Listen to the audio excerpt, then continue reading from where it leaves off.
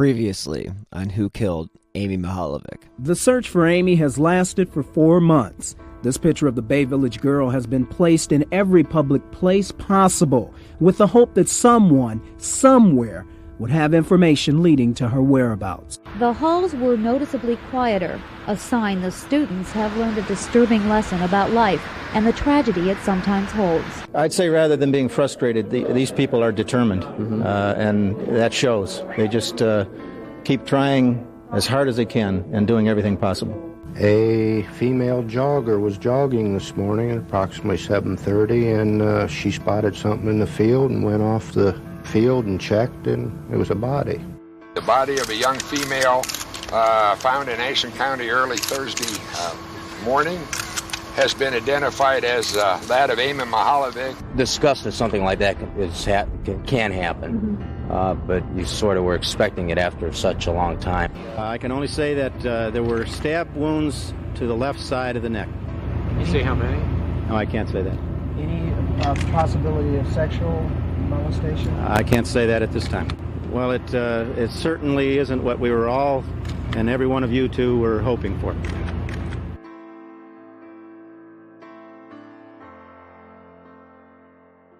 I am Bill Huffman, and thank you for listening to Episode 4 of Who Killed Amy Mihaljevic. On this week's episode of Who Killed Amy Mihaljevic, we're going to take a look at the investigation that took place once Amy's body was discovered on February 8th, 1990, and where the investigation stands today in 2018. When Amy's body was found that day in February, it was like another punch to the gut to anyone that had held out hope that Amy would somehow be found alive. The discovery of her body led to more questions and, again, no answers.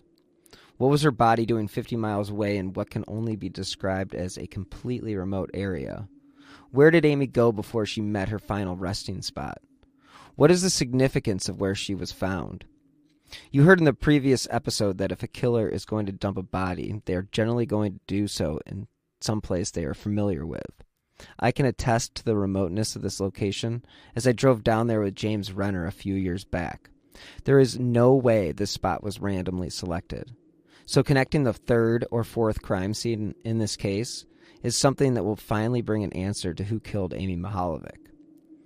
So 29 years later, and the idea of being able to find that third crime scene is one that seems like a long shot. But what if finding that scene isn't what will actually close this case? A few months ago, a 30-year-old cold case involving the murder of 8-year-old April Tinsley was solved using a new form of DNA testing. They were able to trace this perpetrator to the crime using a type of familial DNA tracking. The Mihaljevic case is one that has now reached the stage where science may be able to help fill those missing pieces and lead us to the killer. When I met with Chief Spetzel of the Bay Village Police Department, I asked him whether or not he thought we were closer to an answer now in 2018 than we were in 1990 when Amy's body was discovered. That's a great question. It's really hard to say because, again, the cases evolve, right? And cases grow.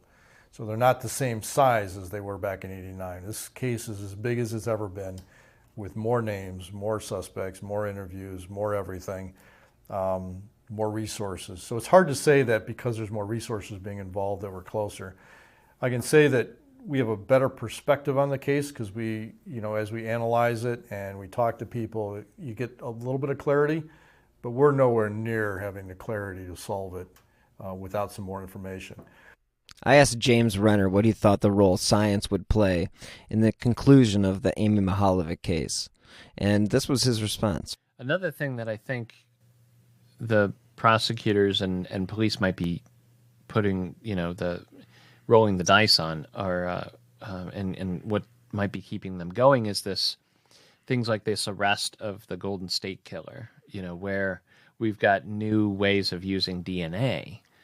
And, all these cases, these cold cases are being solved now by using DNA to track down distant relatives of the killer because they're able to get that mitochondrial, the DNA that's passed down through, I think the father's side of things. And so that gives you a spread of the killer's related to this group of people from Decatur, Illinois, or Indiana, wherever Decatur is. And so that gives you at least a place to search and people to talk to. And that's how all these cold cases are getting solved. So if they do have some sort of DNA from Amy's body, I think soon, and soon being like the next year, we'll be at a place where we'll be able to narrow down enough to figure out who this person's potential family was, and that'll give us an idea of which suspect to look at. One of the great joys of technology is the fact that it improves on a daily basis. And that is one of the reasons why there is no statute of limitations on the criminal offense of murder. Because despite what any killer may think, they probably left something behind. And the same goes for Amy's killer. Just look at how all these cold cases are being solved on what seems to be a weekly basis. In regards to April Tinsley, her case was 30 years old and involved an 8-year-old girl who had been abducted and raped as well as murdered. And her killer remained at large for over 30 years, but was arrested due to the new advances in DNA technology. April Tinsley disappeared on a spring day in 1988 while walking to a neighbor's house. The 8-year-old's body was discovered in a ditch 3 days later. She had been raped and strangled. Today, authorities announced they've finally solved it. Prosecutor Karen Richards. This case has haunted this community for 30 years, and I believe you have given us some closure. Police Chief Steve Reed. 30 years. 30 years this family has waited for answers. The answers came from genetic genealogist Cece Moore. We had enough to work with that I was able to narrow it down to 2 full brothers.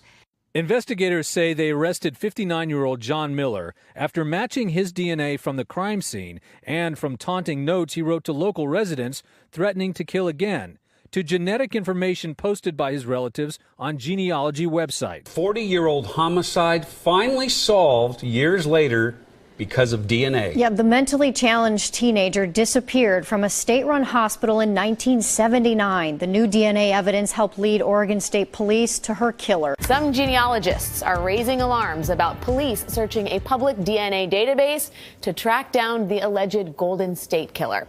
California investigators used jedmatch.com to name Joseph James DeAngelo as a suspect in at least 12 murders and 50 rapes in the 1970s and 80s. The free website allows people to find distant relatives by comparing their genetic profile. Despite being just a little less than 30 years ago, 1989 was very prehistoric when it came to technology.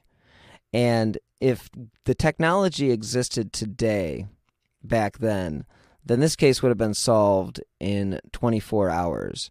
And Chief Spetzel is one of those people that believes that is the case. Unlike today, back in '89, there's not surveillance cameras throughout everywhere. So you don't have anything to go by and say, well, let's pull up some surveillance film and we can catch something. Didn't exist back then. I've read that the amount of leads on a missing persons case can be overwhelming. And I wanted to reach out to Chief Spetzel in regards to that case because in that research, it said that in the first 48 hours, you are most likely to receive the tip that will resolve the case. No, that's a great question because initially most of the leads that were generated by the public were lookalike leads. Okay. So we literally got hundreds a day of lookalike leads. So everything was documented. Everything was eventually put into a database. And those lookalikes range from, I was driving down I-71 and I saw a male in a car and there was a young female in the car with them and that's all they got. It was a red car. So, you obviously, some of these you eliminate because there's nothing you can go by, and others are more specific. This individual looks like him. And then from there, of course, you can go back and establish alibis. So there were hundreds and hundreds of those types of leads. And again, at the same time, you're looking, your typical investigative techniques, you're looking, okay, who would know this child to be able to walk up to him in the middle of the day at a shopping center and walk away with her? There's got to be some familiarity. So you look at people that might be close to Amy. You start doing that, of course. And then you start looking at, since it involved Margaret, the mother, being given a gift, is there somebody who knew that Margaret got a promotion or a job change that, would have resulted in a gift being purchased? So all that's going on at the same time. What somewhat muddies the waters in this case, and although it was inevitable, there's not much you can do about it, was the lookalike tips that came in ate up a lot of resources and time. So you have to look at those because, like you alluded to, Mark Mihaljevic said, you don't know which one of those tips is not the right one. You just don't know until you follow it through. So we took everything and ran with it, and it was overwhelming, despite the fact that, we're a small department. We had 24 police officers at the time, but we did obtain the resources of the FBI. We had over 50 agents working in this case at one time. So even with all those resources, it was still a little bit overwhelming to work that case, and from the beginning because of the volume of calls. I literally was new then, of course, and one of my jobs was to answer phones, and this is back in the day when you had the little phones with the push buttons that would light up when a call came in. Mm-hmm. Those lights never went off. You would literally finish a call, hit the next button, and take another tip. And it just went on and on and on. And that's a great thing because that means people are involved and they're engaged and they're looking at it. And then the flyers went national, so you're getting calls from outside the area. And all that, like you said, has to be sifted through and gone through to make sure. And we have looked at those things several times. This case has never been a cold case. We've always looked at it, and that's one of the areas we've done. Let's go back and look through all the tips that we really didn't follow up on, make sure we're not missing something. And the reason we're conducting an electronic database now of everything, because we don't know what tip back in 1989 will become important in 2018 because we got new information. So all that has to be retained, all of it has to be searchable in some format so that if another tip comes up, we can search our database and try to find connections. In some cases, family members can be a constant reminder to detectives who are working the case. But Mark Mihaljevic feels like he should have a hands-off approach to Amy's case, and that is the way he feels with Chief Spetzel. We have a good relationship, yeah, very good relationship. But it's been like this from day one. Solve the case, come to me. Yeah. Well, I mean, to call him every week. Well, what's happening this week? What's happening? Yeah. What'd you do? What'd you eat for breakfast? I mean, that's just... They know their job. They're doing. Just really fortunate that he's... Not fortunate for him, but for him to seen this whole case from beginning to present, and he could have retired. I mean, he could be out of there. With everything that has and has not gone on with Amy's case, I asked Mark Mihaljevic if he was happy with the progress the case has made in the past few years. Oh yeah, and I'm not saying what they did 28 years ago was bad. Right. It's just they're like this guy. I don't know. He's in town right now. Phil Torsney. Phil Torsney's in town? Yeah, he is a bloodhound. When I was meeting with Special Agent Phil Torsney, I asked him, why was it that they brought him back on the case? When I came back and started working on this after retiring from the FBI, I started working, back again locally. What year did they bring you back? I believe it was 2013, maybe the fall of 2013. I retired in the spring, and it was the following fall when Prosecutor McGinney, and I talked to a couple of prosecutors down there, and Prosecutor McGinney called me and asked if I'd be willing to come back just on a part-time basis. And that was the fall of 2013, and I was working overseas for a year during that time, and some breaks in service there, but on a part-time, I've been coming back here to Bay Village or to the Cleveland area working on it part-time for once or twice, usually once a month for a period of a week to 10 days for a couple of years with various breaks. There is a consensus of confidence in one Special Agent Phil Torsney in being able to track down Amy's killer. James Renner, he feels the same about Phil Torsney. And Torsney is brilliant. This is the guy that brought in Whitey Bulger. Right. So if anybody can solve this case, it's him and Spetzel. When I met with Special Agent Phil Torsney, I asked him about the peaks and valleys in an investigation such as Amy's, and his response was very candid. Peaks and valleys, ebbs and flows. We are in a very good situation at the moment whereas opposed to maybe 15, 20 years ago with technology sort of not where it is today? I mean, do you feel like we're closer to solving the case today in 2018 than we were in 1990? I guess I'll answer that in two parts. I mean, history tells you with these cases, and really any criminal activity, the quicker you can solve it, the quicker you can get the information that leads to an arrest, the easier it is. Well, the easier it is, and evidence is always more open and more available the closer you are date-wise or whatever the crime scene. So that makes it difficult 30 years later, but we have, or 29 years later, but we have 29 years of investigation moving forward, and there's things that have happened in that 29 years, including forensics and science, that have opened up new doors for a lot of cases that have been recently solved and have the potential to help us solve this case. So it's it is what it is. It's a two-way street. Some things are better, but some things aren't as good because of the passage of time. And I know if we had all the knowledge we have now in regards to science and just research in criminal behavior and that kind of thing, if we had that back in 1989, I mean, we'd be in pretty darn good shape here. Just the ability to access phone numbers and phone tracking and that kind of thing, which we had to a very limited extent in '89. But now you can check phone calls. You can figure out where a phone call came from pretty quick via the legal means to do that. So. Plus, there's surveillance cameras everywhere. If we had had a surveillance camera in Bay Square Shopping Center in 1989, we'd be in good shape. But you know what? They're there now, but they weren't there then, and that hurts us. But it doesn't mean there's not things helping us, and we're moving forward with that. So technology in 2018 will lead us closer to a resolution than what we had in 1989. But I want to go back to what it was like for Margaret Mihaljevic shortly after Amy's body was discovered. She gave a press conference where she thanked the city of Cleveland for their support. That any gift be a living remembrance to one of two organizations. The Lake Erie Nature and Science Center, because Amy loved animals and loved to learn.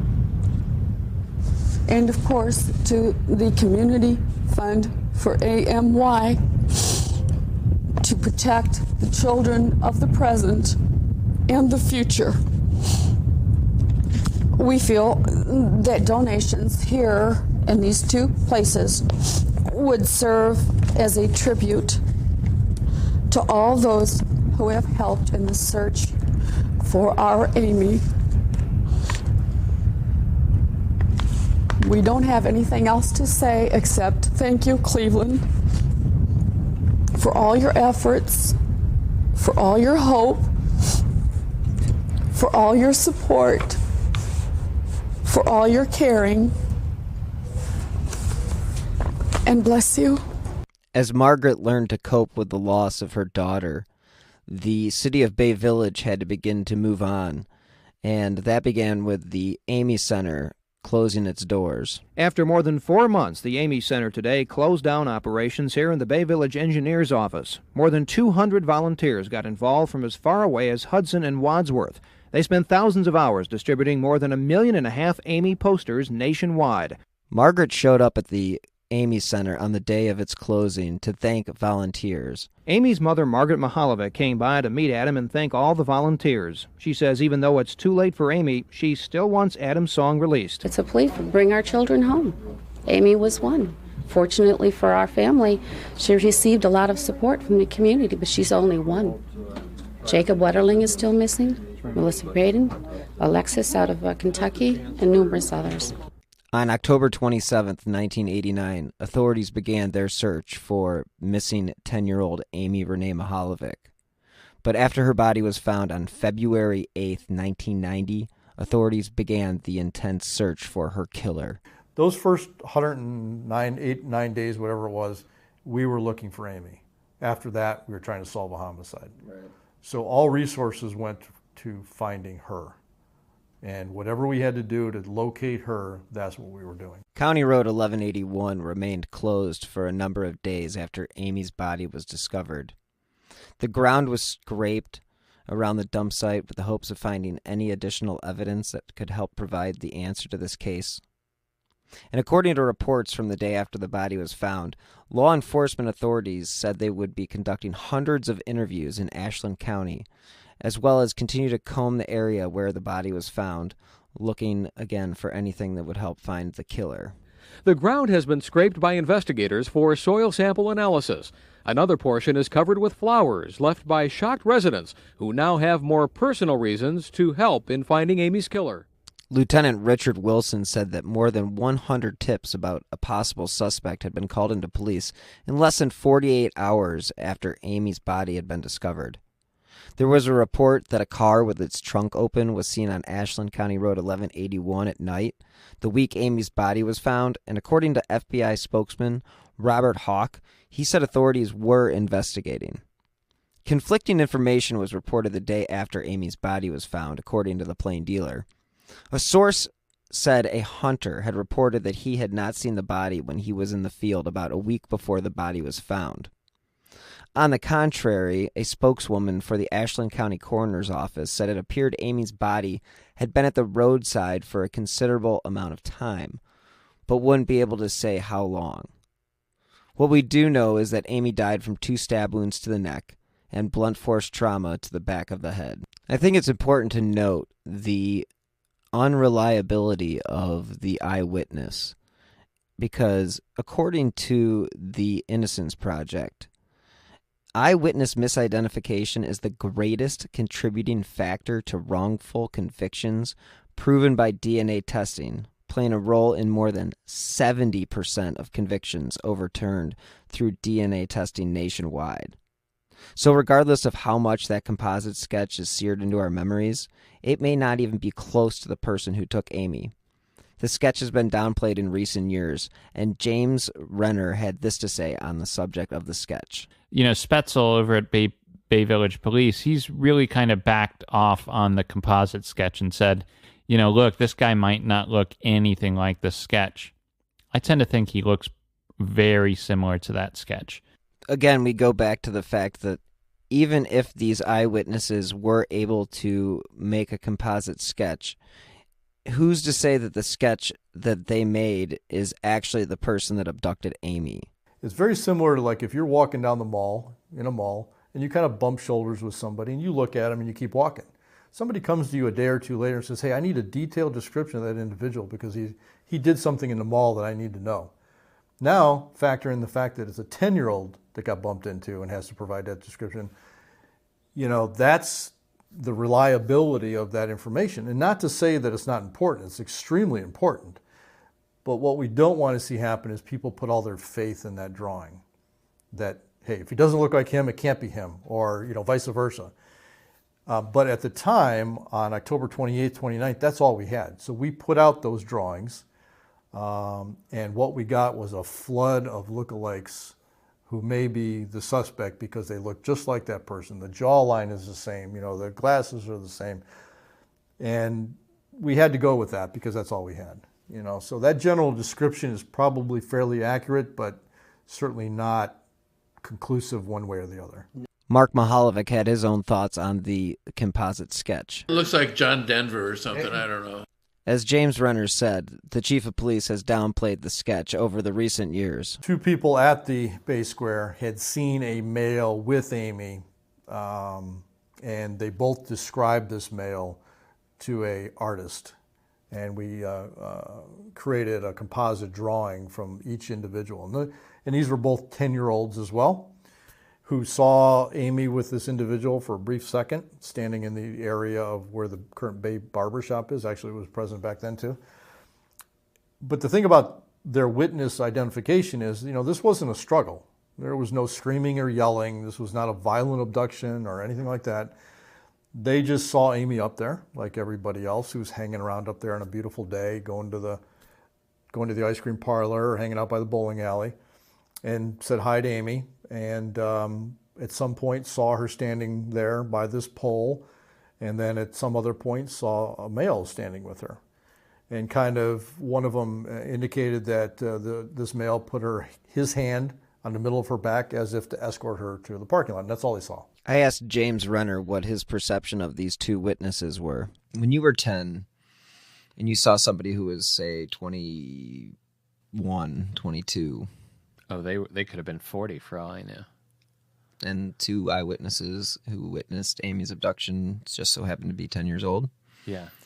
And let's say that their perception is off. Maybe the abductor was a 20-year-old with a wig on and glasses. Yeah, I don't even, maybe. I mean, yeah, you look at the hair now and you think, oh, is that a wig? It could be. It didn't even need to be a wig or fake glasses. I mean, just the fact that they're 10, you're absolutely right. They would think that this is a middle-aged man, but it could have just been a man in his early 20s. Could have been pretty young. I wanted to know if Chief Spetzel had looked into the sex offenders that had been in the area when Amy was abducted, as well as when her body was discovered. It's so easy sometimes to get wrapped up in the emotion. Keep in mind, too, that we looked at every sex offender from back in the day. We looked at sex offender lists. We looked at anybody who had ever been arrested for making phone calls to kids. All these people were looked at, right? These are people that already have a prevalence to want to commit these crimes, and they, again, necessarily can't be ruled out. So you have this wide range of folks that you're talking to. When I met with Special Agent Phil Torsney, I just wanted to know if they had looked at everybody regarding sexual orientation as well as sexual history. What I don't want to do is limit it, say something that would say either way, because we don't know the answer to that. Okay. That would limit calls in on an individual. It could be a guy who's had prior sex offenses with young girls, but then it could be somebody who had a one-time opportunity and committed an offense. I'm not comfortable limiting it to that because we want all that information. Chief Spetzel also reinforced this idea of keeping an open mind on looking at everyone involved and not basing anything off of orientation or preference. Yeah, we look into everything. It doesn't matter because, again, there are exceptions. You never want to rule anything out. So not unlike the composite, just because we don't rule them out. So if they have their preference is young boys, it doesn't mean we're not going to look at them for this. If, they like girls that are 13 to 15, doesn't mean we won't look at them for a 10-year-old. Because there's always exceptions. There are, they also experiment with different things, so you just don't know. You can't rule them out based upon that kind of thing. One of the themes that I've been going with on this podcast is the passion behind the searchers and the investigators. For some of them, I understand that it is their job, but for others, I do wonder what it is that makes them continue the search for Amy's killer. I asked Chief Spetzel if he thought the case loomed over the city. I don't know if it looms, but it's always there. And if you remember back in '89 when this happened, it really, this is a very close-knit community. Always has been. I think it always will be. But this case kind of galvanized it even more. People really came together. Like you were talking about going trick-or-treating. Every parent was out walking with their child on that Halloween. They weren't walking alone. There were ribbons throughout the whole city. It brought the community even closer. And I think that is part of it, that, it got national attention, but obviously got a lot of attention. And I think people still remember it because, again, it's such a abnormality to have. Well, first of all, let me say that, throughout the United States, on an average year, about 100 plus kids go missing from non-familiar abductions. And a lot of those are cases where it's just a snatch and grab. You know, the child's walking down the street, guy drives by and does that. Unfortunately, many of them are found deceased, but very few of those 100 per year fall into the category of what this one was, which is a planned abduction, non-family planned abduction of a child for sexual purposes, and then the child is found, dead sometime later. It's such a unique case. Add on top of that it occurred in a city that is often considered one of the safest in Ohio, where people come to live because of the safety and the good schools and the proximity to the lake, and it's kind of like their little, isolated, secure environment. And then to have something like that happen in that makes it even more abnormal. So I think you put all those factors together, you've got this high level of interest, you've got this high level of, we can't allow that to happen because this is where we feel safe and you violated us and we need to do something about it. So I think all those factors going together are what drives this case and continues it on and motivates people. Plus, again, 10-year-old girl. I asked Chief Spetzel about working with Special Agent Phil Torsney and whether or not he felt that his expertise is something that will bring this case to a close. But Phil being on board has been great because there's things that we want to do and did want to do that we couldn't because of manpower. And because of his familiarity with the case, he can just jump right in, go out and do interviews, follow up on leads without a whole lot of education on my part. If I was to bring you in, you're a new detective, I'm going to bring you into this case, it would take me months to get you update on where we are, what we're doing, why this and why not that. He can just jump right in. And so the city is also helping to pay for him to be here, but all that money is starting to run out now. So eventually, he's probably not going to be able to continue. But having said that, I will tell you this about Phil, and I will tell you this about any other detective that has worked this case. Mm-hmm. If something comes up that looks very promising, that it's just a matter of putting manpower to it, these guys will come back and work for free. I'd come back. I'll probably be retired by then, but they'd all come back and work for free. That is how personally involved they become in this case, to the point where you don't have to pay me. Just tell me what I got to do. I'll be there. I'll help you. That's the mentality of all the detectives that have ever worked this case, because they got, you're talking about a 10-year-old girl, an innocent 10-year-old girl from a very safe suburb disappears and is found dead, and it just shocks and rocks the community, right? But it also affects everybody personally, because most people got kids, and yourself, you were that age. I can only imagine how your parents felt. So you start to take it personally, like, this guy, we don't know if he's done any other crimes. We don't know if he will do any more crimes, but one thing we want to do is identify him, arrest him, and get him off the streets, put some closure to the Mihaljevic family. They deserve that, and not allow this person to perpetrate anymore. So they're willing to come back and do that for free. They've all told me that. When I met with Special Agent Phil Torsney, he emphasized the importance of the public and the importance of calling in a tip, even if you may not believe your tip means much. Little things mean a lot in a case like this. It's a big puzzle, and a little piece could fit into something we already know. We know a lot about what happened, and we have a lot of information about a lot of possible perpetrators and that kind of thing, and we're with science and some of this other stuff, we're trying to make it happen, and we're going to continue to do that.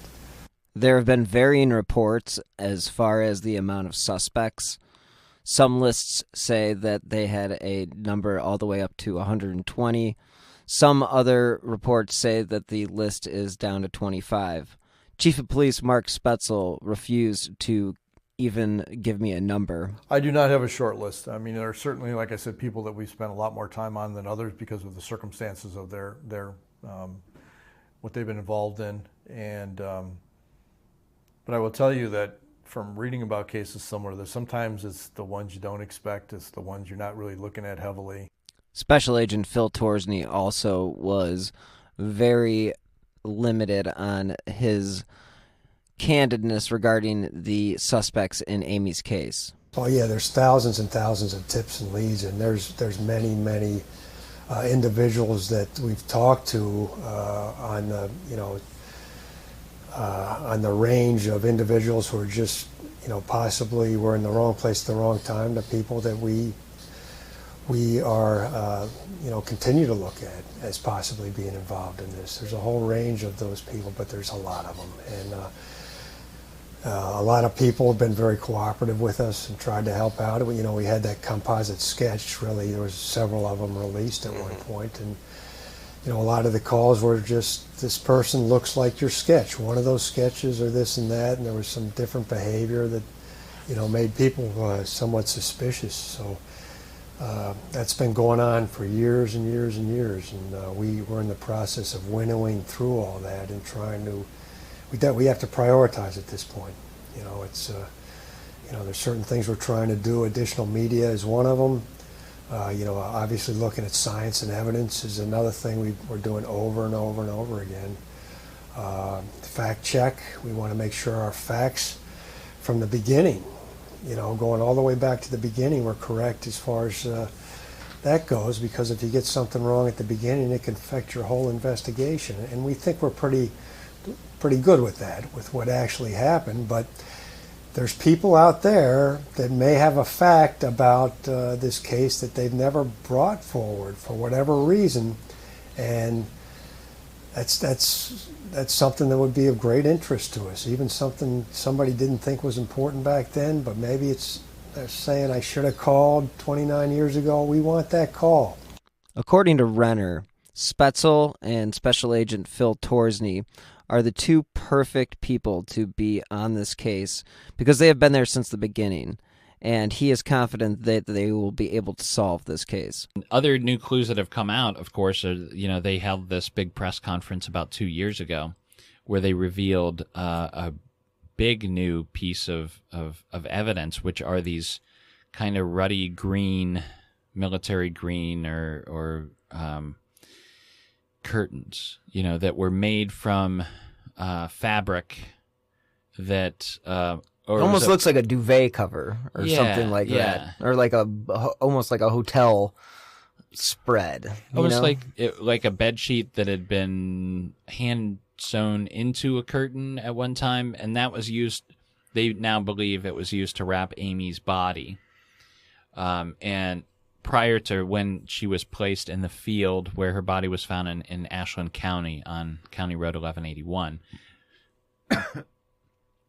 And at some time during the time that her body was laying in that field, the cover came off, and so when they discovered everything, they found this weird blanket curtain thing, but it was pretty far away from her body, and they always wondered if it was connected or if it was just random junk.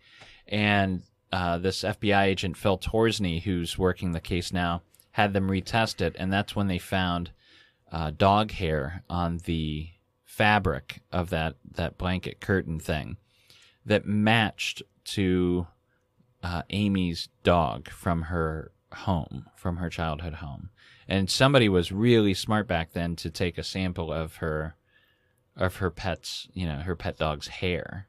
Yeah, at that time, they really weren't thinking DNA too much. I mean, DNA was really just on the cusp of. It was super new. They were thinking about it though.